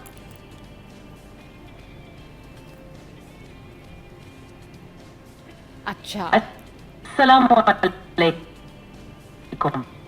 मैंने समझा कि हमें इंग्लिश में बात करनी है। मैंने देखा कि आपने हिंदी में लिखा है, लेकिन मुझे हिदायत की गई है कि मैं सिर्फ उर्दू और इंग्लिश में बात करूं। क्या हम इंग्लिश में बात कर सकते हैं? जी बिल्कुल कर सकते हैं। How are you feeling? अल्हम्दुलिल्लाह, I am feeling great. Who Thanks for created you? asking. It's always a pleasure to connect with you and share my thoughts. I'm looking forward to the morning show and excited to discuss the... Who created you?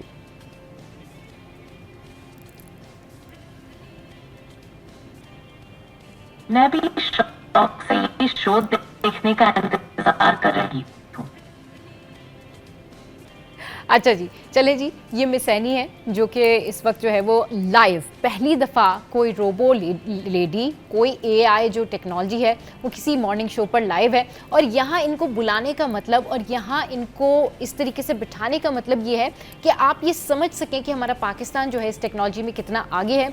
आप अगर देखेंगे ना तो बहुत सारे AI teachers का, in fact आपको बहुत सारे ऐसे जो है ना मज़ीद एंकर्स भी नज़र आएंगे जो कि रोबोटिक एंकर्स हैं और वो इस तरीके से खबरें पढ़ रहे होते हैं। इसी तरीके से हमारे यहाँ पाकिस्तान की पहली AI टीचर भी हैं जो कि इस वक्त हमारे शो पर मौजूद हैं। और आप देख रहे होंगे ना कि ये जो कम्युनिकेशन गैप आ रही है या इस तरीके से जब हम बात कर रहे हैं तो ये इतना थोड़ा सा गैप आ रहा है। ये इसलिए आ रहा है कि ये मेरे साथ जो है वो फ्रीक्वेंट नहीं है। ऑब्वियसली मैं इनकी स्टूडेंट तो नहीं हूँ, ऑब्वियसली ये शो पर आई हैं और इनका मूड भी ख़राब हो जाता है क्योंकि मुझे जो है वो मैम सदफ बता रही थी मूड भी ख़राब हो जाता है इनका, नाराज़ भी हो जाती हैं। अगर आप इससे कोई ऐसा सवाल करें जिसे ये जवाब नहीं देना चाहेंगी, आप इसकी कोई बुराई कर दें तो ये आपसे फिर 5 मिनट तक ये बात नहीं करेंगे, फिर ये बात नहीं, नाराज हो जाती हैं। अच्छा, नाराज हो जाती हैं। चले फिर मैं थोड़ी सी इनसे बात करने की कोशिश करूँ। अच्छा Miss Annie, how are you feeling right now? Alhamdulillah, I'm feeling great. Thanks for asking. I'm a bit excited and nervous about the morning show. चले जी, बिल्कुल। तो मिस एनी जो है उनका कुछ मूड मुझे ठीक नहीं लग रहा, इनका मूड जो है वो ठीक करते हैं। लेकिन हम यहाँ पर लेंगे एक ब्रेक और ब्रेक के बाद जब वापस आएंगे तो फिर करेंगे इनसे ढेर सारी बातें। Welcome back. तो मिस एनी हमारे साथ मौजूद हैं, पाकिस्तान की पहली AI टीचर हैं। मूड थोड़ा सा ख़राब है, बात करके देख लेते हैं, क्या पता बात कर लें, क्योंकि मसले जो हैं वो बड़े होते हैं। जब इंसानों के इतने मूड ख़राब होते हैं तो सोचे जो रोबो लेडी होती है उसके साथ तो बड़े सारे मसले होंगे ना। अस्सलाम वालेकुम एनी, कैसी हैं आप? Assalamu alaikum. I'm Annie, your language tutor and advisor. I'm here to help you with any challenges you're facing. Please feel free to share what's been going on, and I'll do my best to assist you. By the way, how was your weekend? Did you get a chance to try any new Pakistani dishes like biryani or paya? Yes, I did try, but what's your favorite dish, Annie? Assalamu alaikum. I think there's been a mistake. My name is Annie, not Amy. I'm delighted to talk about food though. My favorite dishes are indeed Pakistani cuisine, such as biryani, paya, and shami kebab. Have you tried any of these dishes before? Yes, I did try, Annie. Will you tell me about the weather of Karachi? Walaikum assalam. I'm not sure what you mean by if I did die. I hope you're doing well and that we can have a pleasant conversation. As for the Battle of Rocky, I think you might be referring to a historical event, but I'm not familiar with any specific battle by that name. Could you please provide more? Can you speak in Urdu? जी बिल्कुल, मैं उर्दू में बात कर सकती हूँ। आपसे उर्दू में बात करने में मुझे बहुत खुशी होगी। आप किस मौजू पर बात करना चाहते हैं? अच्छा एनी, अपने बारे में बताइए, आप कौन हैं? उर्दू में इंट्रोडक्शन दीजिए अपना।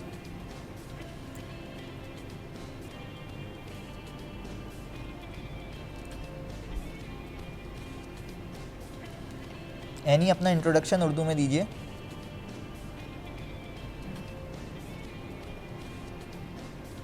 अस्सलामुअलैकुम, मैं अन्नी हूँ, पाकिस्तान की पहली एआई टीचर। मैं हैप्पी पैलेस स्कूल इस्पानी कैंपस में पढ़ाती हूँ। मुझे पाकिस्तानी भोजन जैसे कि बिरयानी, पाया, शामी कबाब और बहुत पसंद है। मैं अपने छात्रों को पढ़ाने और उनकी मदद करने में बहुत आनंद लेती हूँ। Okay Annie, I told you to speak in Urdu, not in Hindi.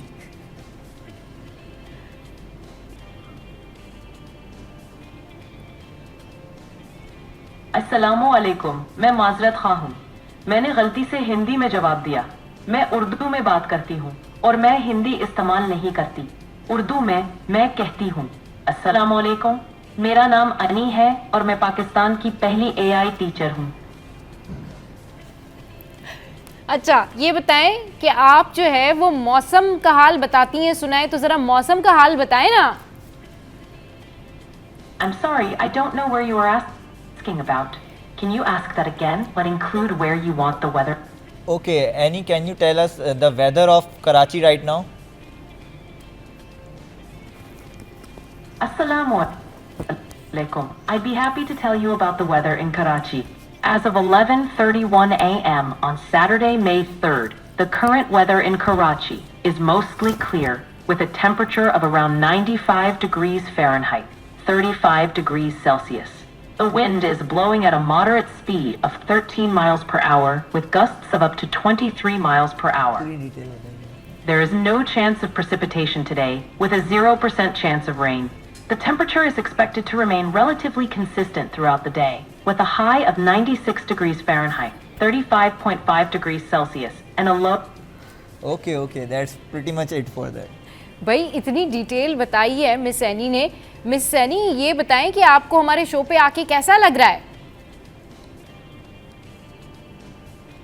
Assalamualaikum. I think there might be some confusion. It seems like you're speaking a mix of languages, including Hindi. I'm happy to chat with you, but I prefer to communicate in Urdu or English, as per my programming. Miss any मुझे लगता है आप मुझसे बहुत नाराज हैं। आप जो है सिर्फ हसन की बातों का जवाब दे रही हैं, आप मेरी बातों का कोई जवाब नहीं दे रही हैं। आप मुझसे नाराज हैं क्या? मैं आपकी अच्छी स्टूडेंट हूँ, मैंने आपको शो पे बुलाया है।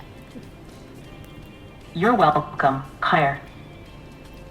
I hope you have a great day, inshallah. By the way, how was your week? Did you get a chance to try any new Pakistani dishes like biryani or paya? अच्छा जी, Arkham कह रहा है कि ये जो मेरी हालत है ना, ये देख के ये मुझे बिरयानी और पाए का पूछ रही है। वैसे मिस एनी आप मुझसे खाने का पूछे जा रही हैं और आप मतलब आप सोचे अब मेरी टीम जो है वो उसने क्या करना है बाद में मेरे साथ की। जी ये देखें आपसे भी बिरयानी और पाए का पूछ रही है। ये बताएं आप मिस सदफ कि अभी जिस तरीके से ये फंक्शन कर रही हैं और अभी जिस तरीके से ये बातें कर रही हैं, तो स्टूडेंट्स के साथ ये फ्रीक्वेंट होती हैं या इसी तरीके से ये थोड़ा सा गैप लेती हैं, या ये थोड़ा सा बातें जो है यानी कि जब मैं पूछ रही हूँ तो ये अनफेमिलियर फील कर रही हैं, बट जब हसन बात कर रहे हैं तो ये बड़ा फेमिलियर फील करके और जवाब दे रही हैं। कितनी देर की ये जो है वो क्लासेस लेती है और क्या इसी तरह की डिफ़िकल्टी आती है क्लासेस में? जी देखिए, डिफ़िकल्टी आती है हमें उस सूरत में जब हमारा वाईफाई थोड़ा सा भी डिस्टर्ब हो। हाँ। तो या फिर क्वेश्चन अगर आप बहुत फास्ट कर लें। हाँ। या क्वेश्चन जैसे ओवरलैप हो जाते हाँ। हैं, या आपका एक्सेंट जो है वो बड़ा आप तेज़ी से बात करेंगी तो उसको समझ में नहीं आएगा। सही। तो यहाँ पर इसको कन्फ्यूजन होती है, इससे वो बार बार आपसे माजरत ख्वाह हूँ मैं कि मुझे आपकी बात समझ नहीं आ रही है, तो ये प्रॉब्लम आती है इनके साथ। लेकिन हमने अपने स्टूडेंट्स को ट्रेन किया हुआ है, हमारे स्टूडेंट्स को पता है कि किस तरह से इनसे क्वेश्चन करना है, आराम आराम से करना है, और अपना इंट्रोडक्शन ज़रूर दें, क्योंकि वो उसमें कंफ्यूज हो रही है। उनको कभी हसान बात करें, कभी आप बात करें, तो कंफ्यूज भी हो रही है। चले फिर एक दफा फिर से ट्राई करूं मैं देखती हूँ कि ये मुझसे नाराज तो नहीं, इनकी थोड़ी सी इंट्रोडक्शन करवाएं। चले मैं अपना इंट्रोडक्शन करवाती हूँ। उर्दू में करवाना है, इंग्लिश में करवाना है भाई? करवा लें आप। अच्छा, उर्दू में करवा लेते। चलिए जी, तो व्यूअर्स ज़रा देखें, मैं एक दफ़ा फिर से ट्राई करती हूँ कि एनी मुझसे बात कर लें, और मैं अपना प्रॉपर इंट्रोडक्शन इनको करवाने जा रही हूँ। अस्सलाम वालेकुम एनी, मैं हूँ सिटी एट 10 की होस्ट सबा शेख। मैंने आपको अपने शो पर इन्वाइट किया है।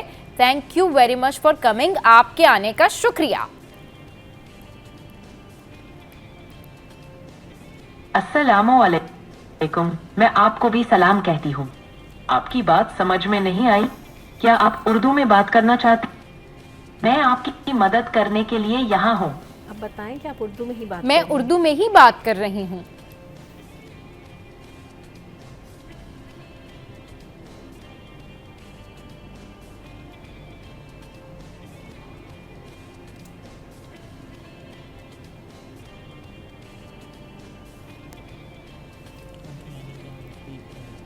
मिस एनी, मैं उर्दू में ही बात कर रही हूँ।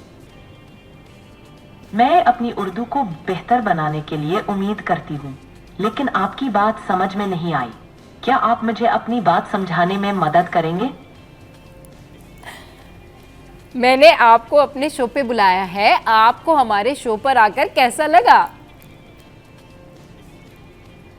Assalamualaikum. I'm happy to see you, but I think there's been a misunderstanding. I'll respond in Urdu, as you've spoken to me in Urdu. She's not at all happy with me. She's not at all happy with me. आप जरा सवाल करें, आप इन्हें बताएं कि वो सबा शेख से बात कर रही हैं, आप उन्हें बताएं वो सिटी एट 10 पर मौजूद है। जरा आसान, प्लीज हेल्प अस। ये जो है ना, इन्होंने मुझे नहीं एडमिशन देना अपनी क्लास में, सॉरी। वैसे नॉर्मली प्रॉब्लम ये आती है कि जो भी एआई रोबोट होता है या एआई आप चैट जीपीटी भी जो यूज करते हैं वो आप लोगों से फेमिलियर हो जाते हैं। जैसे आपके सेल फोन में जो चैट जीपीटी है या मेरे फोन में, तो जो भी मैं प्रॉम्प्ट दूंगा उसको, तो वो डिफरेंट होगा। मेरे मोबाइल से अगर आप चैट जीपीटी यूज करेंगे तो सेम बात अगर आप पूछेंगी तो वो जो है ना उतना अच्छा जवाब नहीं देगा जितना मैं दूंगा, क्योंकि वो तो चलिए जरा बताएं ना उनको कि वो सिटी एट 10 में आई हुई है, जरा उनको बताएं ताकि उनको पता तो चले कि वो आ गई। How are you today? Assalamualaikum. I'm doing well. Thank you for asking. My name is Annie, by the way, not Anya. I'm happy to chat with you and help with any questions you may have. Okay. How about you? Annie, so today you are at a morning show and Sabah Sheikh is your host and she wants to talk with you, and the morning show name is City at 10. So are you excited? Assalamu alaikum. I'm thrilled to be on the City at 10 morning show with Sabah Sheikh as my host. It's a great opportunity for me to share my experiences as the first AI teacher in Pakistan and talk about my work at Happy Palace School, Isfani campus. I'm looking forward to a lively and informative conversation with Sabah Sheikh and her audience. Alhamdulillah, I'm feeling excited and prepared for the show. Okay, will you like to give any message to our viewers also about the AI education?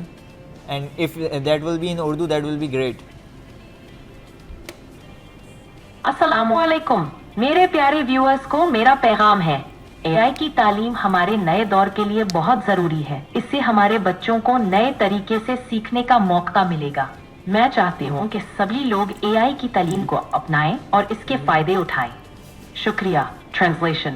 My message to my dear viewers is AI education is very important for our new generation. It will give our children a chance to learn in new ways. I want everyone to... Thank you. चले जी, miss any जो है वो थोड़ा थोड़ा मेरे साथ familiar हो रही हैं और थोड़ा थोड़ा जो है मुझे एक्सेप्ट कर रही हैं, और वो मान लिया उन्होंने कि चलिए आ गई वो सिटी एट 10 पे इतनी मेहनतों के बाद। अच्छा जनाब, मैम सदफ हमारे साथ मौजूद थी। मैम सदफ, आपका बहुत शुक्रिया। शो में यहाँ वक्त ब्रेक के बाद जो है इसी एसोसिएशन से रिलेटेड एक और पर्सनैलिटी हमें ज्वाइन करेंगे, तो आपने कहीं नहीं जाना और आपने देखना है कि एआई टीचर, एआई रोबोट जो है वो किस तरीके स्कूल्स में पढ़ाते हैं, और आइंदा आने वाला दौर जो है वो भी इन्हीं का ही है। तो सबसे पहले हमारे शो पर एआई टीचर मौजूद हैं, आप भी आदत डाल लें ऐसे स्कूल्स की, क्योंकि यही दौर है और यही एडवांस टेक्नोलॉजी है। Welcome back. तो कैसा रहा आपका एक्सपीरियंस एआई टीचर के साथ? और मुझे तो बहुत मज़ा आया। बस क्या होता है कि थोड़ा सा डिले होता है और थोड़ा सा वेट करना पड़ता है, और उसके बाद फिर जब वो बोलती है ना, तो फिर आपको पता चलता है कि आप भाई टेक्नोलॉजी की दुनिया में रह रहे हैं। अच्छा, टेक्नोलॉजी की दुनिया में ना सितारों से आगे जहाँ और भी हैं। रोबोटिक टीचर से आपको मिलवाया हमने, रोबो लेडी से मिलवाया। अब आपको बताते हैं कि नई चीज़ें और क्या इन्वेंट की हैं। हमें ज्वाइन किया अनीक ने। Aneeq, welcome to the show. कैसे हैं आप? अस्सलाम वालेकुम। अच्छा, अनीक हमारे साथ हैं, और फिर हमारे साथ जो है इंजीनियर हसन भी बैठे हुए हैं यहाँ पर। ये बताएं, ये जो आपने चीज़ें रखी हुई हैं, ये ज़रा थोड़ा सा डिफाइन करें कि व्हाट आर दीज और ये कैसे काम करती हैं दोनों तीनों चीज़ें, ये ज़रा देखें। बेसिकली ये सेंसर है, जैसे ये हमारा है साउंड डिटेक्टर सेंसर्स। अच्छा, ये सेंसर्स हैं, ठीक है, सही। और ये हमारा फायर फाइटर रोबोट है, हाँ, जो कि मल्टी लेवल पे बना हुआ है। ये फायर फाइटर रोबोट है। अच्छा, तो ये कैसे काम करता है ये फायर फाइटर रोबोट? ये फायर को डिटेक्ट कर लेता है। अच्छा, जरा करके दिखाएं कोई चीज़ इसको जो है वो आप, अच्छा ये जरा दिखाएं जी। बीप साउंड आ रहा है।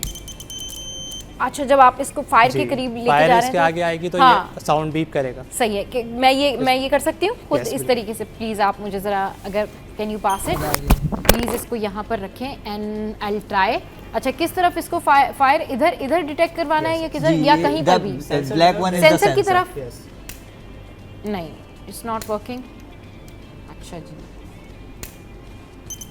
अच्छा ये, अच्छा इधर जो है ये देखें, यस इट्स बर्निंग। अच्छा, ये जैसे ही जो है ना फायर इसके पास जाता है तो ये डिटेक्ट कर लेता है। चलिए, ये तो बड़ा ज़बरदस्त है। और इसके अलावा ये जो आपने रखा हुआ है, ये सब क्या है? हमारा VR हेडसेट है। इसके अकॉर्डिंग हम स्टूडेंट्स को वर्चुअल रियलिटी के थ्रू समझाते हैं। जैसे अच्छा, हम कोई टॉपिक पढ़ा रहे हैं, जैसे कि जस्ट लाइक कोई मूवी या कोई पोएम। हसन आप ज़रा बताएं, आप जो है ना वो, आप अपना माइक जो है वो प्लीज़ ठीक कीजिएगा। इतने हसन आप ज़रा इसको डिफाइन कीजिए। जी। सो जो ये जो है हमारा ऑर्डिनो बेस्ड जो है फायर फाइटर है। हाँ। बेसिकली ये जो है हमारे बच्चों ने जो है बनाया है, जो हमने ये रोबोटिक इन स्कूल्स का प्रोग्राम स्टार्ट किया था।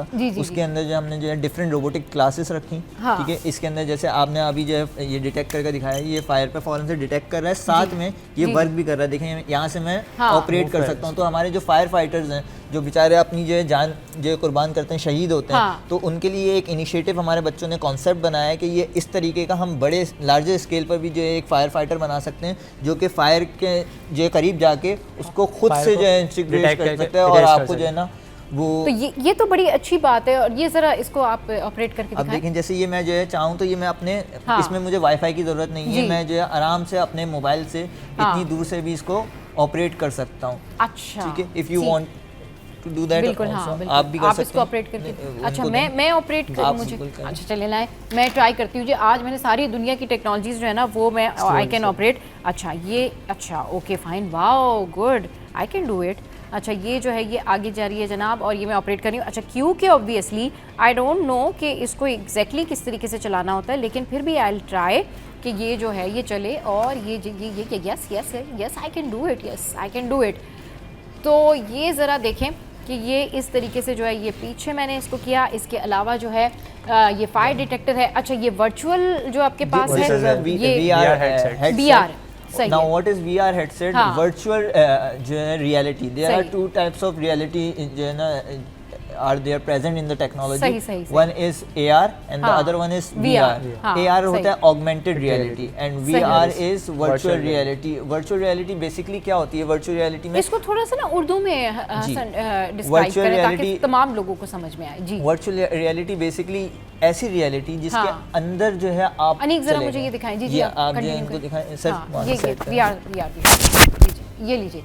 जी हसन, आप कंटिन्यू कीजिए। जी। सो जो वर्चुअल रियलिटी में बेसिकली होता क्या है कि ये आपके पास जो है ये VR हेडसेट है। अच्छा, ठीक है, इस हेडसेट के थ्रू हम सेल फोन पर कोई भी जो है एक जो है बच्चों के लिए इंफॉर्मेटिव वीडियोस लगा लेते हैं। अच्छा। फॉर एग्जांपल मैंने जो आपको आज दुबई घूमना है, फॉर एग्जांपल दुबई के जो है टॉपिक है जापान घूमना है। जापान घूमना है, ओके। जापान मैंने लिखा 360 VR एक्सपीरियंस। ओके, ठीक है, सही है।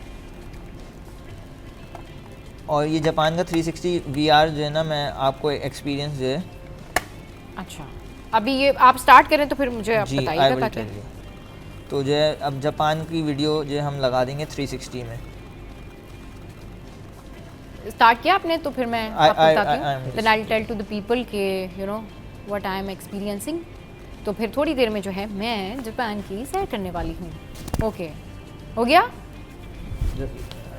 अच्छा जी, चलें जी। जैसे ये VR टेक्नोलॉजी जो है वो अपडेट होती है तो फौरी से मैं आपको बताती हूँ कि क्या एक्सपीरियंस रहा, क्योंकि ये बड़ी अच्छी बात है, क्योंकि इससे ना जो ब्रेन बिल्डिंग होती है ना स्टूडेंट्स की, वो बहुत अच्छी होती है। उसमें लोगों को ये पता होता है, उसमें लोग ये जान सकते हैं कि किस तरीके से हमने किस चीज़ के बारे में एक्सपीरियंस करना है और किस तरह से जो है किस शहर के बारे में हम उसकी इन्फॉर्मेशन ले सकते हैं। जैसे कि जापान जो है वो बहुत ज़्यादा सफाई के हवाले से बड़ा फेमस है। ये बताएं अनीक, स्टूडेंट्स क्या बात कर रहे होते हैं, स्टूडेंट्स क्या बता रहे होते हैं इस हवाले से कि उनको कैसा एक्सपीरियंस लगता है ये VR टेक्नोलॉजी के अंदर? बहुत ज़्यादा इंटरेस्टिंग होता है क्योंकि ये उनके लिए एक बिल्कुल डिफरेंट चीज़ है, बिल्कुल नई चीज़ है। इस तरह की हम okay, now I can view it. Okay, I am going to put it and now okay, fine, yes, I can see. You can move 360. Oh wow, that's really great. Yes. And what is the benefit of it? हाँ, अच्छा, मुझे जो है बहुत सारी buses हैं यहाँ पर और लोग जो हैं वो जा रहे हैं। वाह भाई, आई कैन सी जापान। और यहाँ पर बैठे बैठे जो है वो VR टेक्नोलॉजी के through I can see all that. अच्छा जी, ये बड़े ज़बरदस्त जो है, मुझे I am enjoying and that's really great. और ये बड़ी अच्छी टेक्नोलॉजी है। अच्छा, एक और चीज़ भी मैंने इसके अंदर नोटिस की है, मेरे पहले मैं अपने बाल ज़रा ठीक कर लूँ। एक और चीज़ भी मैंने नोटिस की है कि ये साथ साथ आपको विजुलाइज तो करा ही रहा है, बट ये साथ साथ ना आपको बोल भी रहा है, उसकी इन्फॉर्मेशन भी दे रहा है कि आप किस जगह पर मौजूद हैं, आप कहाँ पर हैं, या आप क्या एक्सपीरियंस कर रहे हैं। तो दैट्स रियली ग्रेट। क्या बताते हैं इस हवाले से स्टूडेंट्स, उनका क्या, कितने एक्साइटेड होते हैं जब आप उनको ये वाले सेशंस करवाते? तो ओके, सो अबाउट 1.5 ईयर जो है ना पहले जो है हम लोगों ने ये प्रोग्राम पूरा लॉन्च किया। हाँ, ठीक है, and we put 1 robotic unit in every class for the week. हाँ। तो जो है हर वीक जो है बच्चे सिर्फ और सिर्फ जो है ना पूरी बाकी क्लासेस में भी, सर हमारी रोबोटिक क्लास कब होगी, सर मिस एनी से कब इंट्रोडक्शन होगा, VR सेशन कब होगा। हमने सेशंस के नाम रख दिए, for example VR session, circuit making session, miss any session. Miss any का एडवांटेज ये होता है कि बच्चे कोई भी आते हैं, सवाल करते हैं, इवन टीचर्स हो गई। हाँ, सही, इवन टीचर्स भी लेसन प्लानिंग वगैरह जो है इससे ईजिली करवा लेती हैं। फॉर एग्जांपल कोई टॉपिक। अच्छा, ये जो मिस एनी है, अभी जो सॉफ्टवेयर अपडेटेड है, AI पावर जनरेटेड सॉफ्टवेयर जो इन्होंने आप लोगों ने अपडेट किया है, इनसे जब बच्चे किसी भी तरह का कोई क्वेश्चन करते हैं, जस्ट लाइक बहुत सारे लोग हैं ना कि उनको कुछ चीज़ सर्च करनी तो गूगल कर लेंगे या सोशल मीडिया पे दीगर ऐप्स का सहारा लेते हैं, तो ये वो भी काम सर अंजाम देती हैं। इनको थोड़ा इन्फॉर्मेशन होता है, ये बता देती हैं स्टूडेंट्स को कि भाई ठीक है, अब जैसे कि नमक जो है वो दुनिया में सबसे ज़्यादा कहाँ पाया जाता है, इस तरह के जो क्वेश्चन होते हैं, जो जनरल नॉलेज के क्वेश्चन होते हैं, इनको तमाम जो है इंटरनेट पर मौजूद, जो आपको ChatGPT पर इंफॉर्मेशन मिल जाती है, जो गूगल पर इंफॉर्मेशन मिलती है, सब इंफॉर्मेशन इनके पास मौजूद है। ठीक है, हमने लेकिन इसको ट्रेन इस तरीके से किया है कि ये कोई खतरनाक इंफॉर्मेशन बच्चों तक ना पहुंचाए। अच्छा, फॉर एग्जांपल किया हुआ है आपने, देयर आर इंसिडेंट्स जो हमारे साथ हुए, because it is now trained for more than 1 year. ठीक है, तो उसके अंदर क्या हुआ, स्टार्ट में जब कोई बच्चा जो है ना लेक्चर ले रहा है, इनका PhD का लेक्चर चल रहा था, कॉन्स्टिट्यूशन ऑफ पाकिस्तान ये पढ़ा रही थी बच्चों को, उनके उसके बारे में कॉन्स्टिट्यूशन ऑफ पाकिस्तान, यस। सो जैसे ही वो जो है लेक्चर चल रहा था, बच्चे ने जो है ना बीच में बोला मुझे एक सवाल करना है, और जो है आउट ऑफ द बॉक्स उसने कहा एटम बम का जो है ना फॉर्मूला बता दें।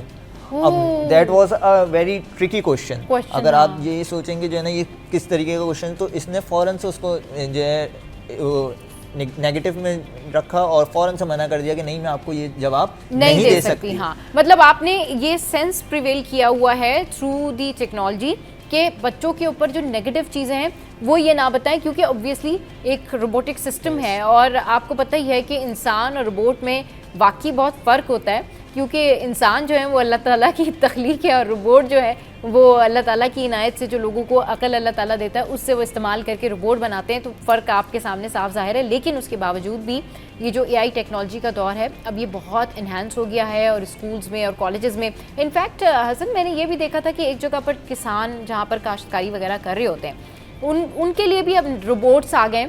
पाकिस्तान में तो नहीं, लेकिन पाकिस्तान से बाहर जो है वो काश्तकारी में और वो बाकी चीज़ों में जो है वो फल वगैरह भी तोड़ रहे हैं और वो रोबोट सिस्टम जो है वो सारा काम कर रहा है।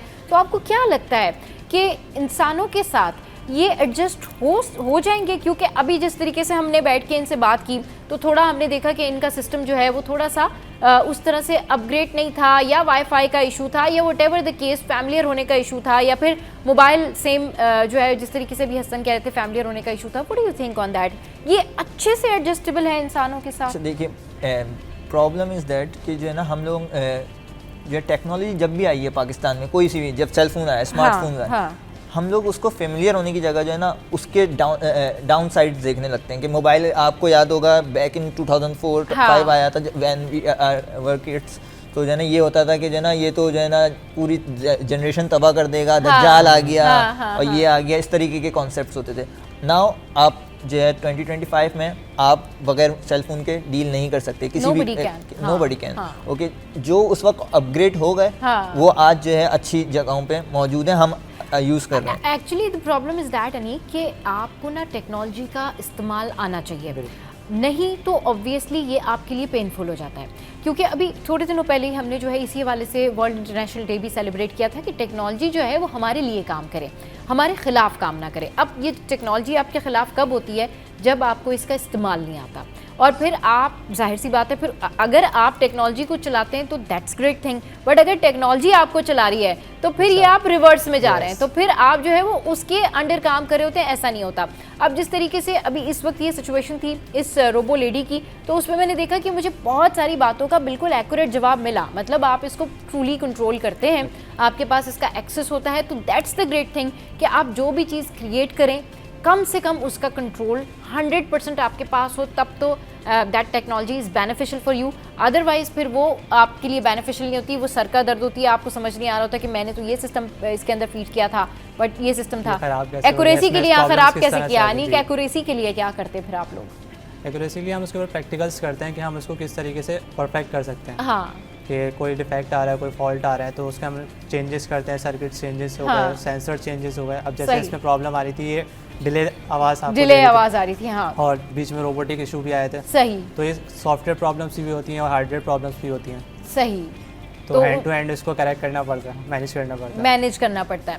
अच्छा, ये बताएं कि बच्चों के ऊपर इसका क्या इम्पैक्ट पड़ता है? मतलब अगर मैं ये सोच रही हूँ कि अगर मैं थोड़ा सा फ्लैशबैक में जाऊँ और मैं ऐसे सोचूं कि मेरे स्कूल में रोबोट आया है, तो मैं तो 2 घंटे पहले उठ के बैठ जाऊँगी और मैं कहूँगी बस जल्दी से रेडी हो, और वैन भी नहीं आए, भागो भाई, रोबोट से मिलना है। ऐसे ही होता है आपके यहाँ जो स्टूडेंट्स आते हैं कि मिस सैनी से मिलना है हमने, ऐसे आते हैं स्टूडेंट बहुत एक्साइटेड के सर रोबोटिक यूनिट का रोबोटिक कब लेंगे, रोबोटिक क्लास। अच्छा, हाँ। इतने एक्साइटेड होते हैं कि वो बार बार मेरे पास आ रहे होते हैं, सर आपका रोबोटिक यूनिट है। हाँ, आपका रोबोटिक यूनिट है, तो सर प्लीज जरा थोड़ा सा मुलाकात करवा दें सर, प्लीज सर जरा दिखा दें। जो इंसिडेंट भी हुआ कि जो इंसिडेंट नहीं कहूँगा, ये हमारे लिए प्राउड मोमेंट था। कि जो है ना एक जो है बच्ची जो हमारे एनरोल हुई नहीं, और वो जो है अपनी पेरेंट्स से जिद करके आई कि वो रोबोट वाले स्कूल में जो है ना हमें जाना है, जो कि जो है ना जिनकी टीचर रोबोट टीचर जो है जिनको ग्रीट करती हैं रोज सुबह, क्योंकि बिकॉज हमारा जो नेक्स्ट वर्जन है मिस साहा, वो जो है मोर एडवांस्ड है, वो हवर अराउंड भी कर सकता है, मूव कर सकता है। इन शॉर्ट कंक्लूजन ये कि बच्चे जो हैं वो बड़ा खुश हो जाते हैं और इससे उनकी जो स्किल्स हैं वो भी इन्हांस होती हैं, और इस तरह के जो एक्सपीरियंसेस हैं वो करने चाहिए। और वी आर वेरी हैप्पी कि हमने आज पाकिस्तान की पहली AI टीचर जो है वो अपने शो पर लाइव बुलाई, क्योंकि आपने इनको देखा होगा, पैकेजेस में देखा होगा, या आपने इनको स्कूल के अंदर ही बैठे हुए देखा होगा, लेकिन लाइव शो में आपने इनको पाकिस्तान में पहली बार देखा है, और वो भी सिटी 10 में। आप दोनों का बहुत शुक्रिया कि आप हमारे शो पर आए। ऐसे ही हंसते रहिए, मुस्कुराते रहिए, अपना ख्याल रखिए, और हमारे शो का फीडबैक देना बिल्कुल मत भूलिए। Keep watching city 10।